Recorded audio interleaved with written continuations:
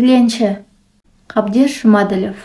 Айдарбек күндегі дағдысы бойынша қаланың орталық көшелерін біріне келгенде автобустан түсіп қалды. Арқасына асып алған қорапты гармоны, оң жақ иығына ілген жол қапшығы бар. Екі қолы бос емес. Екі қолы қос қолтығына тіреген балдақтың тұтқасында. Күн көзі биік үйлердің тасасынан енді ғана көтеріліп келеді екен. Ол оң аяғының ұшы жерге тимей, тізесі бүгілген қалпында балдаққа сүйеніп, әлі түтін мен газға құмыға қоймаған мамырдың мамық ауасын сіміре жұтып сәл тұрды да, кенет тұсаулы атша қарғылықтай жөнелді. Баратын жері аялдамадан алыс еместі. Үйреншікті ізімен шоқаңдап келді де, 4 көшенің түйілісіндегі жер асты жолына түсті. Күні бойы жаяу жүргіншілер дамылсыз ағылып жататын жер асты жолында бірнеше дүңгіршек дүкендер бар. Аяқ киімдер жөндейтін етікші, ескі фотоларды жаңғыртып, рамаға салып беретін суретші, газет, журнал, кітап, тағы басқа ұсақ-түйек сататын жаймалар. Айдарбек балдағын тықылдатып тұстарынан өткенде, жаңағы көршілері бас изеп, енді біреулері қолдарын бұлғап, сәлемдесу ырымын жасады. Бірақ ол еш қайсысына аялдаған жоқ. Салқынсыз білініп тұратын ала көлеңке дәліздің бос тұрған бұрышына қарай бет алды. Күнделікті өз орнына келген соң, дуалға сүйеніп тұрып, иығындағы жол қапшығы мен гармонын асықпай жерге түсірді. Қапшықтың ішінде бүктемелі орындық бар тұғын. Балдағын қабырғаға сүйеп қойды да, сол орындыққа жайғасты. Аз кем аялдап ентігін басты. Алақанын ашып жұмып, балдақ тұтқасында қарысып қалған саусақтарын икемге келтірді. Таңертеңгі мезгілде адам аяғы серек. Тек бетон төбенің үстінде ерсілі-қарсылы ағылған машиналардың ғана дүбірі естіледі. Ол осы қалпында бірнеше минут қозғалсыз отырды да, «Қой, жұмысқа кірісейік», деді өзіне өзі дем беріп. Жұмысы бәлендей күрделі еместі. Қапшықтан алған әлдебір газетті алдына жайды да, шет-шеті мұжырайған ескі қалпағын соның үстіне қойды. Осыдан кейін ғана қасында қорапқа қол созған. Шүберегі сетінеп, сыр көше бастаған ескі қораптың ішінде әлі өні түсе қоймаған қоңыр ала гармон бар тұғын. Соны аса бір киелі атты ұстағандай аялай көтеріп, тізесіне қондырды. Аспа бауларын иығына іліп, кәнігі саусақтар неше алуан үн шығарған гармон тілдерін бір сыдыртып өтті. Бүгін неден бастаса екен? Айдарбектің репертуарында қазақша, орысша, татаршасы аралас 100-ден астам әуен бар. Бірақ оларды бір шетінен тарта жөнелмейді, кәдімгі концертке шыққан адамдай іріктеп талғап орындайды. Бір жағы өзінің көңіл күйіне де байланысты. Кейде думанды, салтанатты, ду-ду сазар шалқыса, енді бірде кілең бір сыңсыған мұңлы әуендер кезек алады. Ол кейінгі кезде қала халқының құрамын, ұлтын жас мөлшерінде ескеретін болған. Мәселен, жұрттың бәріне ортақ Катюшаны құйқылжытқан кезде бірде-бір майдангер бұрылмай кеткен емес. Таяуда өткен 9 мамыр мерекесінде күні бойы осы Катюша бастатқан майдан әуендерін тарттау.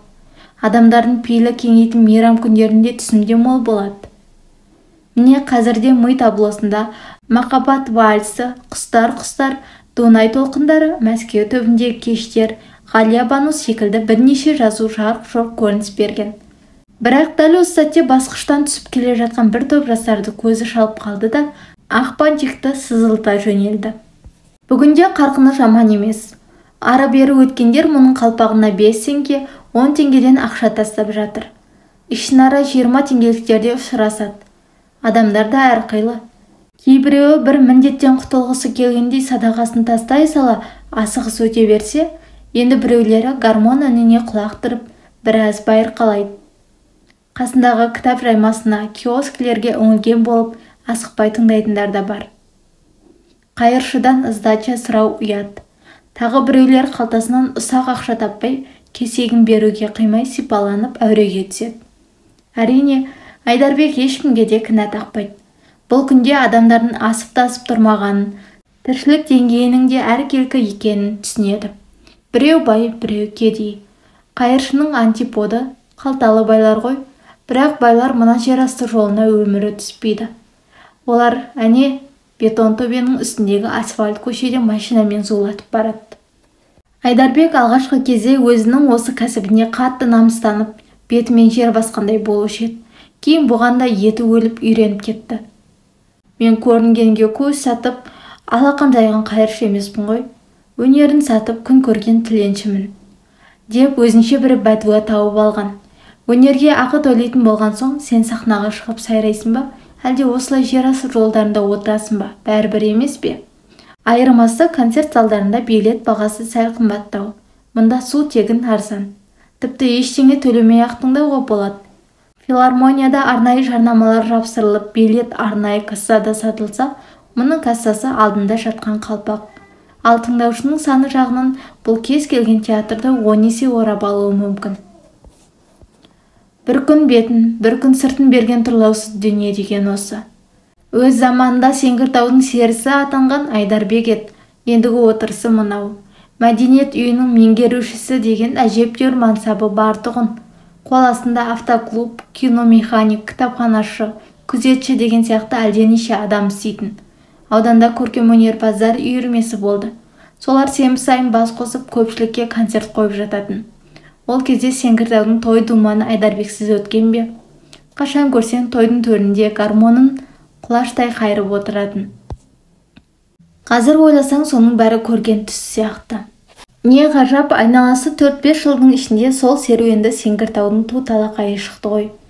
Ең алдымен ауданның белсенділері Айдарбек түсіне бермейтін неше алуан сылтау тауып, ортадағы малды құртты. Мал кеткен соң халықтан хал кетті.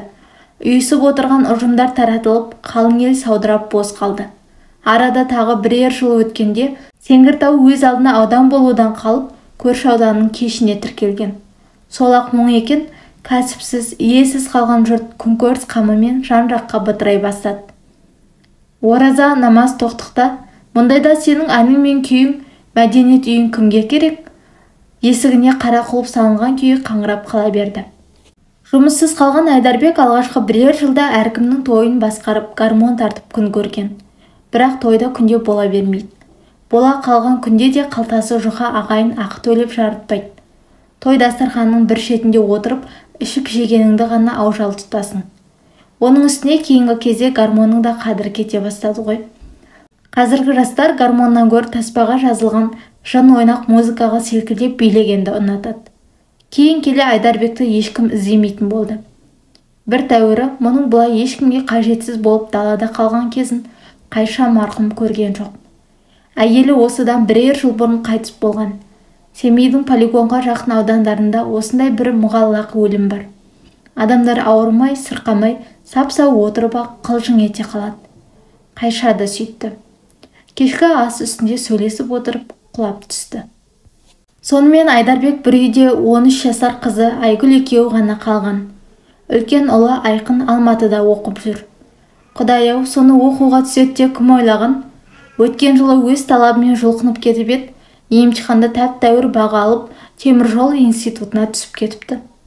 Бірақ сол жалғыз ұлдың төпесін көруге де зар болды-ау.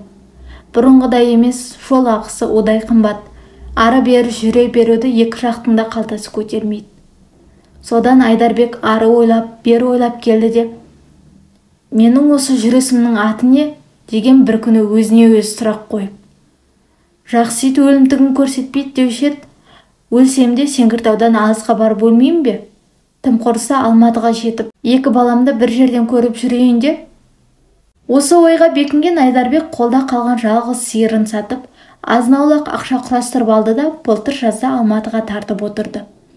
Киім-кешегін бір шамаданға салып, Айгүлін жетектеп қара гармон арқалап алған. Өнерім барда жерге қалмаспын, үлкен қаладан жеңіл-желпі бір жұмыс табылар деген дәместе жоқ емес. Бірақ үйдегі ойда базардағы нарық бұзады дегендей ол үміт ақталмады ғой. Осында келген соң Алматыны тәуір-ақ шарлады. Бармаған жері, қақпаған есігі жоқ. Өзі сырттай жақсы білетін өнер ордаларын түгел дерлік аралап шықты. Еш жерде орын жоқ. Сөйтсе бұлардың өзі де штаттарын ықшамдап, қысылып, қымқырылып зорға отырған көрінеді. Қайда барса да сіркесі су көтермейтін адамдар. Жігітім, дәмең тіпті зор екен, деді филармония директоры бар ашуын бұдан алғысы келгендей. Ауылдан келген сен сияқты зав клуб түгіл, осындағы атағы бар артистердің өзіне орын таппай отырмыз. Осыдан кейін-ақ Айдарбектің арда көңіне су сепкенде басылған. Мәдени мекемелер бұлай тұрсын, жай қара жұмыстың да реті келер емес. Шеттен келген бұл түгіл Алматының тепсе темір үзетін, он саусағынан өнер тамған өз азаматтары жұмыс таппай жосып жүр. Айдарбектің бар бітіргені Айгүлді осындағы мектеп-интернатқа орналастырды. Айқын институтты жатақханасында. Тәуір оқитындар қатарында азынаулық стипендия алады екен. Бірақ онысы күнделікті тамағына да жетпейтін көрінеді. Айдарбектің өзі қала сыртындағы бір танысының ескі лашығын жамап жасқап сонда тұрып жатқанды. Сөйтіп жүргенде күз өтіп қыс түсті. Қыдауанда жұт жеті ағайынды деген рас екен. Алматыға алғашқы қар жауған күні шет жақтағы бір кеңсеге күзетші керек деген соң, соның жайын білейін деп асығыс жолға шыққанды. Бір көшеден өте бергенде аяқ тайып кетіп шоңқиды да қалды. Бақытына сол арада бір мұсылман кездесіп, дереу дәрігерге әкелген. Бұл кедей қырсықты қойсайш, оң аяғының асықты жілігі шытынап сынып кетіпті. Ол баяғы марқа көңілмен аяғым жазылғанша осында жата тұрармын деп ойлаған. Бірақ қазір ауруханада айлап жатқызуды қойыпты. Дәрігерлер мұның аяғын гипске салып қатырған соң бірер апта ұстатты. Енді үйіңізге қайта беруіңізге болады. Гипсті 2 айдан кейін бірақ аламыз. Сол кезде хабарласарсыз, деді мұны бір сәнді сарай жайлы төсек күтіп тұрғандай. Амал жоқ, шығуға тура келді. Әй, бұл аяқтында бейнетін тәуір тарттау. Сөйтсе Құдайдың өзі ретін келтіріп жаңа бір нышанға бастап тұр екен ғой. Осы бақытсыздық Айдарбектің бүгінгі кәсібіне жол ашты. Оның өзі де ойламаған жерден кездейсоқ басталды. Дәл сол ауруханадан шыққан күні қала сыртындағы пәтеріне қайтпақ болып, автобус аялдамасына қарай балдақпен шоқандап келе жатқан. Үйренбеген кісіге балдақпен жүруде оңай емес екен. Оның үстіне жер тайғақ. Аялдамаға арқан бойы жер қалғанда, кенет балдағы тайып кетіп, бұл анадай жерге ұшып түсті. Сынған аяғын қан қақсап ауырған сонша есінен танып қала жаздаған. Жол жиегіндегі әлдебір теректі сүзе қулаған екен. Домалап кеткен бас киімін алуға да шамасы келмей, сол жерде есеңгіреп отырып қалды. Сеңгіртаудың суырынан қайша марқұм тігіп берген сол баяғы ескі малақай жаяулар жолында шалқасынан түсіп жатыр. Осы арада бір күтпеген жағдай болды. Мұның тұсынан өтіп бара жатқан егделі орыс әйелі бос жатқан малақайға 10 теңгелік ақша тастады. Іле шала тағы бір еркек 5 теңгелік тастады. Қап, мыналармен жол жиегінде отырған қайыршы деп ойлады-ау, деді Айдарбек іштей қатты қорланып. Менің қазіргі сұхбатым шынымен қайыршыға ұқсағаны ма? Бірақ малақайын алуға асыққан жоқ. Мына жағдай өзіне де қызық көрініп, енді не болар екен дегендей әлде бір әуестікпен отыра берді. Не керек, сол күні кілең қайырымды адамдар тап болды ма? Әлде жарымжан аяқпен қос балдақ аяныш тудырды ма? Айналасы жарты сағаттың ішінде 60 теңгедей ақша түсіпті. Бұл аз табыс емес. 2 бөлке нан немесе 2 литр сүт деген сөз. Үнемдеген кісіге 2 күндік нәпақа. Осы арада Айдарбекке мынадай ой келді. Ау, өзегіңді алып бара жатса, үлкен қалада осылай қайыр тілеп те күн көруге болады екен ғой. Бұл жерде мұны кім таниды? Кімнен ұялады? Айдарбек тағдырдың жазуымен тіленшілік жолына осылай түсті. Балдақпен жүруге бір шама жаттыққан соң гармонын арқылап теміржол вокзалына барып көрген. Адам көп жүретін жер ғой, түсім жаман болған жоқ. Күнделікті нан шайын айырып қана қоймай, балаларына да талғажау боларлық бірдеңе түсіп тұрды. Әр 10 күн сайын Айқын мен Айгүлге күн көрістік ақша беріп тұрады. Тек бір жаманы вокзалда қарауыл көп. Сырттан келген сыйлы қонақтардың көзіне түседі дейме екен, полиция тыным таптырмай қуа береді. Сонан кейінгі бір қауіп, бұл маңда Семей жаққа қатынайтын жолаушылар көп екен. Таныстармен ұшырасып қалуы мүмкін. Бір жол қызық болды. Айдарбек көппен бірге сығылысып, перронға қарай өте берген сол еді. Сеңгіртаудан келген бір жерлесімен соқтығысып қала жаздады. Бір кездегі совхоздың білдей парторгы қазір сауда-саттықпен айналысатын болса керек. Көтерген буыншақ түйіншектермен әуре болып жүріп, Айдарбекті байқамай қалды. Бұл да жалт беріп теріс айналып кеткен. Сөйтіп Құдай бір сақтады. Анау аузына сөз тұрмайтын, әрі мұнымен дәм-тұзы жараспай өткен жігіт еді. Егер көріп қалса, ойбай Айдарбек Алматыда қайыр тілеп жүр екен деп бүкіл Сеңгіртауға жаятыны айдан анық. Бұл содан бері теміржол вокзалына көп жоламайды. Қала ішіндегі автобекеттен мен базар төңірегін, осындай қаға беріс жерасты жолдарын сағалайды.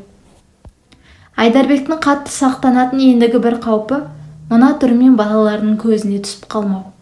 Өзінің қорланып, жер тезек болғанын жетер, көз қарашығындай сол құлындарын жастықсы келмейді.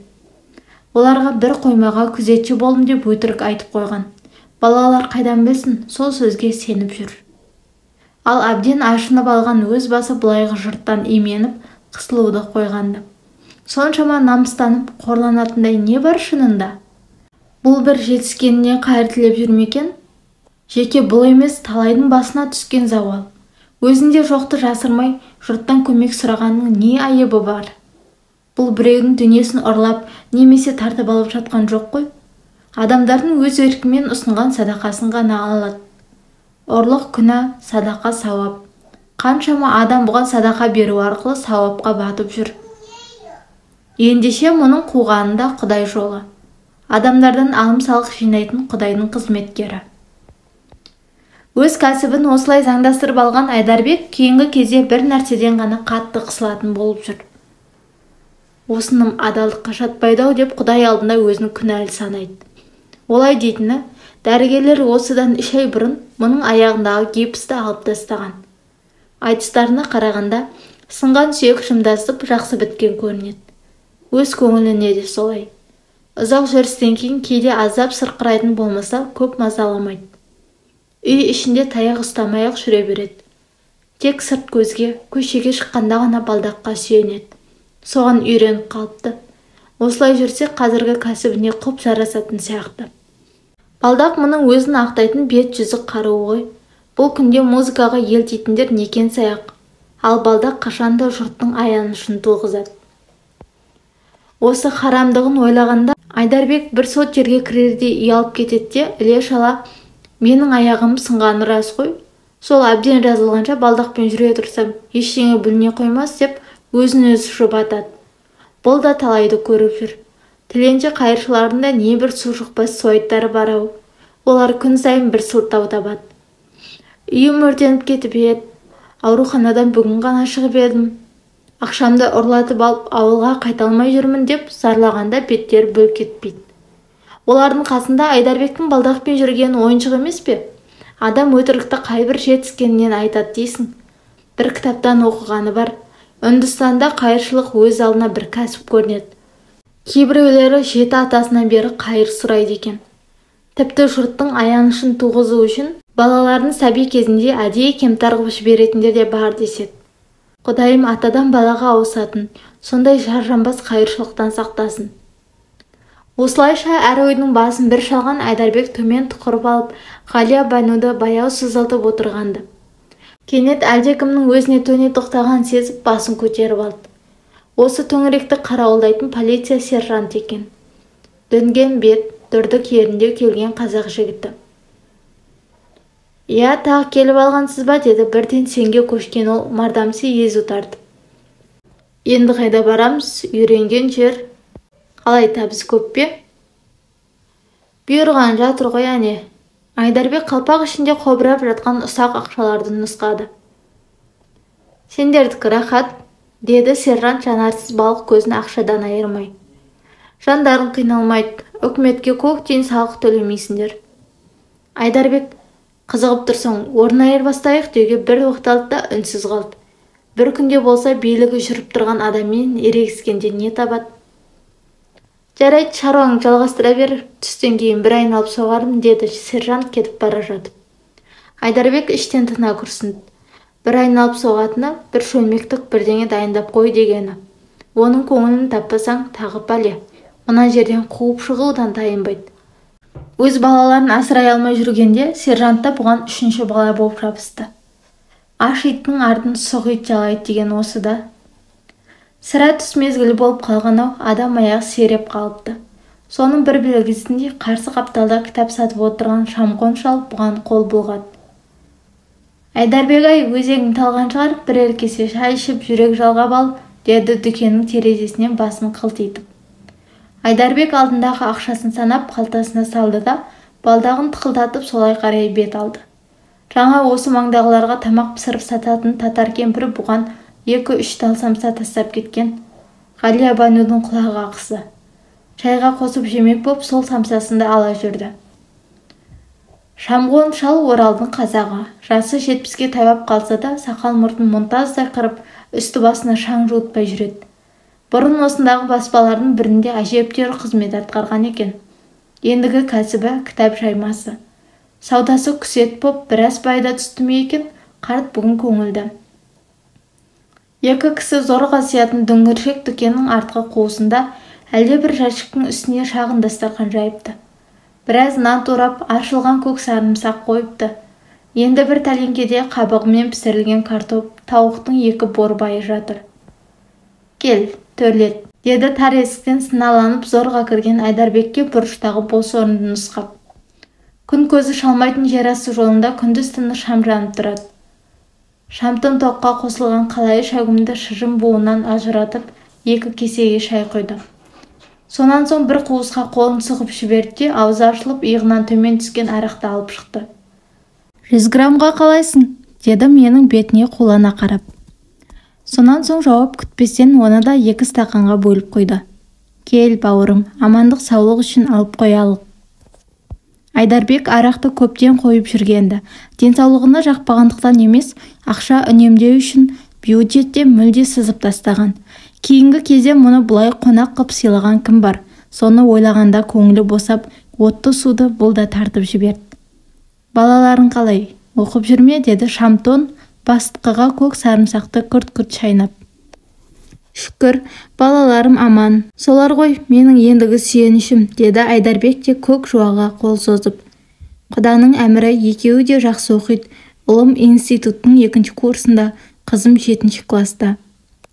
Жас өспей ме, жарлы байымайы ма деген ғой, балаларың аман болса әлі қатарға қосылып кетесің, деді Шамғон алдындағы тәлеңкені бұған таман жылжытып.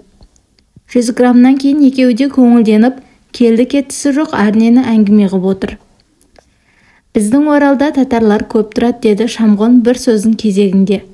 Бала жастан құлаққа сіңгеннен болар, сен ойнаған Ғалия Бану мен Сарман бойларын тыңдағанда бойым талқып кетеді. Кезінде татар қыздармен гүл айттағансыз ғой шамасы. Жас кезде не болмады дейсің, татар қыздар қылықты болады.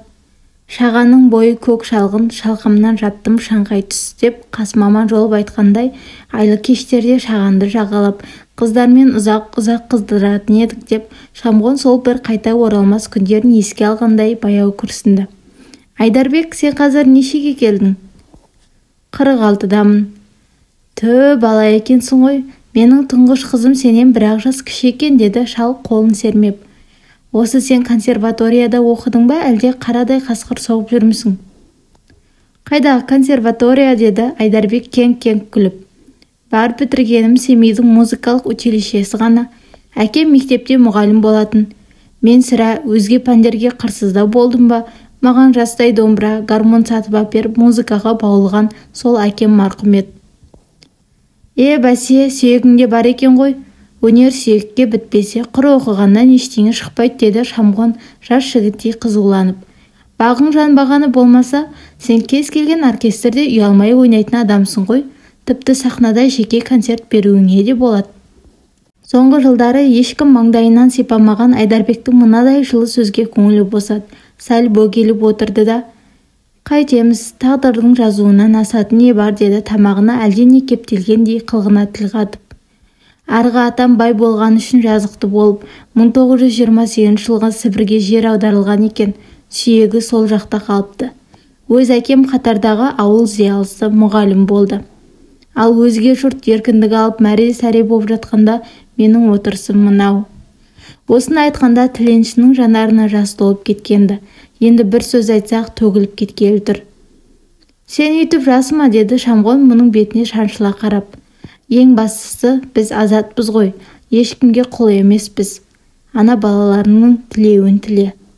Бұл кезде Айдарбек те тез еш жинап қайтадан қатайып алғанды. Бізді қойш, сол балалар біреулерге құл болып алақан жаймаса болғаны да, деді ширақ үн қатып. Қой, жұмысқа кірсек, айтпақшы мен бүгін сержантқа салық төлеуім керек. Күндер осылайша баяу жылжып өтіп жатты. Айдарбек біраз толғанып жүрді де, ақыры балдақты тастауға бел байлады. Әлдеқашан жазылған сау аяқпен балдаққа сүйеніп жүру адалдыққа жатпайтыны өз алдына ол құрғыр жүріс-тұрысқа да қолайсыз екен. Көлікке мінсе де анау-мынау жерге сыймай әлекке түсіп жатқанын, егер тіленшіге лайық форма қажет болса, одан гөрі сыпайырақ басқа түрін ойластыруға болады ғой. Кешікпей оның да ретін тапты. Ол енді қолына таяқ ұстап қоңырқай көзілдірік киіп жүретін болды. Таяқ бір жағы қару, ал көзілдірік күннен қорғайды. Сырт қараған кісі көзінде ақауы бар деп ойласа тіпті жақсы. Соқыр музыкант қалыптасқан ұғымға да сай келеді. Балдақтан құтылғалы Айдарбектің адымы ұзарып, өрісі кеңіп қалған. Бұрынғыдай бір жерде сарылып отыра бермей, қаланың кісі көп жиналатын тұстарын емін-еркін аралайтын болды. Өйткені мына жерасты жолынан халықтың осы төңіректе тұратын белгілі бір тобы ғана өтуі мүмкін ғой. Ал адамдар бір мәрте садаға берген тіленшіге біразға дейін бұрыла қоймайды. Сондықтан шонсонысын іздеген ысқаяқ малшыдай күн сайын қоныс жағалап өріс өзгерткен теріс емес. Айдарбек те кейінгі кезде біресе базар жағалап, келесіде автобус бекеттерін сүзіп, енді бірде мешіт пен шіркеуді сағалайтын болып жүр. Сонда бір байқағаны, әлде мешіт пен музыка бір-бірінен алыс жатқан дүние ме, мұсылман мүриттерінен гөрі шіркеу маңындағы сопылардың қолы ашықтау көрінеді. Пасха мейрамына тура келген сол жексенбіде Айдарбек те орыстың ескі әуендерін бабына келтіре бір ойнады-ау. Соған орай түсімде жаман болған жоқ. Мұның көше аралап жүріп, тағы бір аңғарғаны, қалада кейінгі кезде өзі сияқты кезбелер бұрынғыдан да көбейіп кеткен екен. Танымал тіленшілердің сыртында кейін қосылған неше түрлі сұраншақтар, алақан қарап құмалақ салатын кемпір шал дейсің бе, қаптап жүр.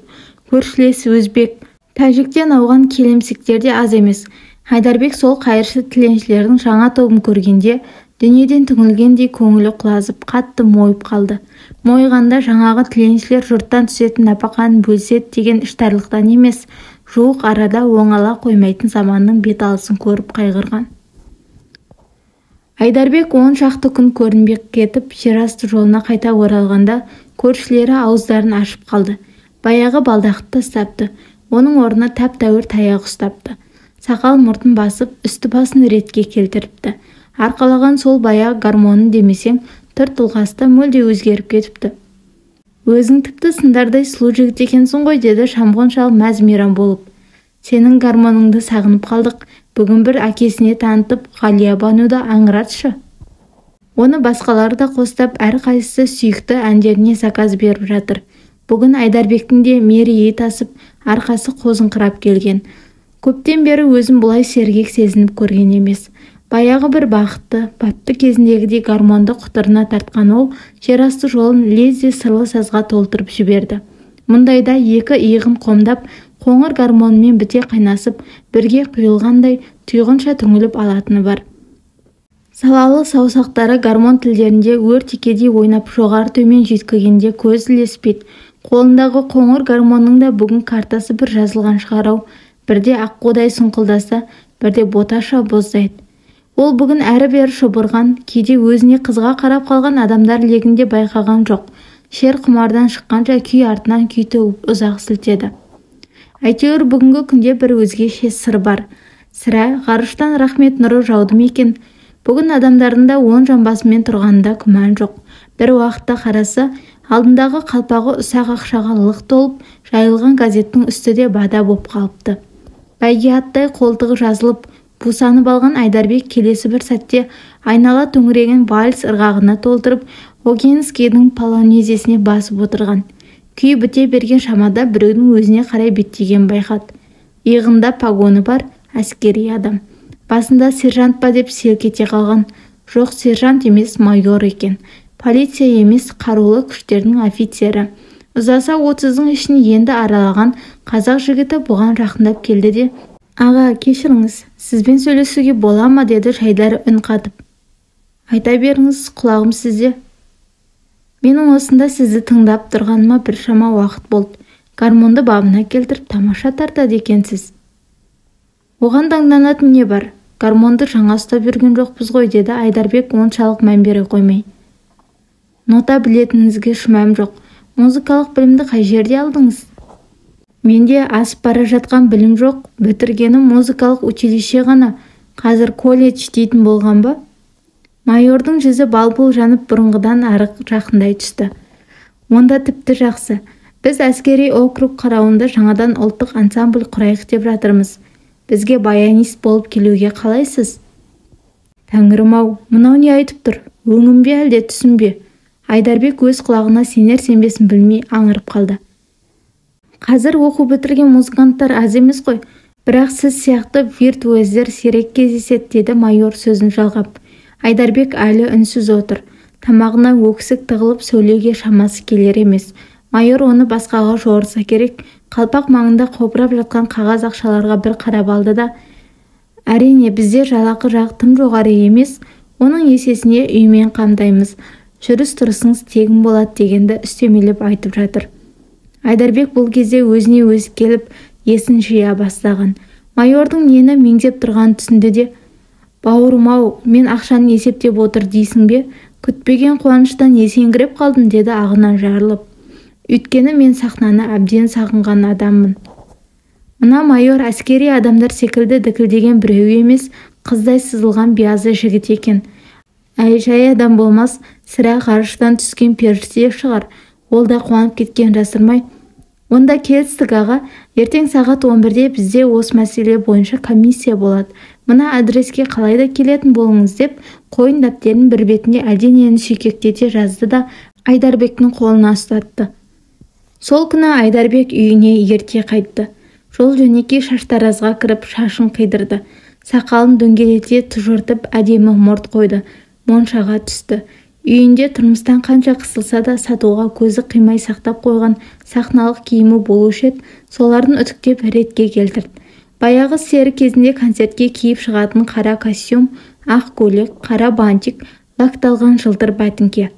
Жеңіс мейрамында баяғы әскери формасын киіп шығуға құмар қарт майдангердей. Айдарбек те қайта жасанып, көрші үйдің айнасына барып үңілгенде өзін танымай қала жаздады. Адам көркі шүберек деген осы. Көптен айнаға қарап кім көрген? Соңғы жылдары сылынып, едәуір жүдеген екен. Костюмі кеңіп қалыпты. Шашында бір тал ақ жоқ еді, самайын қырау шала бастапты. Әйтсе де кезінде көрікті болған жігіттің сыры кетсе де сыны кете қоймаған. Ол бүгін қалайда жолы болатынын, кешегі періште майордың бұған жайдан-жай кезікпегенін, Құдайдың өзі бір жақсылыққа бастап тұрған ішкі бір түйсікпен сезінгенді. Сол болжамы теріс кетпеді. Алдымен нота сауатын байқап, сонан соң баянда әртүрлі күй тартқызып көрген төрешілер Айдарбектің орындаушылық қабілетін аса жоғары бағалады. Сол сәтте-ақ бұйрықтан өткізіп, қолына әскери ансамбльдің музыкант солисі деген куәлік ұстатты. Сол күні түс әлетінде көшеде гармон арқалаған бейтаныс жігітке жұрттың бәрі таңырқай қараған шығар-ау. Өйткені Айдарбек өзін тоқтата алмай, ағыл-тегіл жылап келе жатыр еді. 6 ай қыс қатып жатқан тоң енді ғана жібігендей. Қорланған, шәбірленген, жазған күндерде шықпаған жас енді шығып, бет-аузын жуып кетті. Бақыт пен сордың арасы тым алыс емес екен-ау. Ол енді балаларына жеткенше асығып келеді. Мына хабарды айтып, соларды қуандырмақ, балаларының мерейін үстем етпек. Аудиокітап ұнаса каналыма тіркеліп, комментарий бөліміне өз пікіріңізді қалдыра кетіңіз.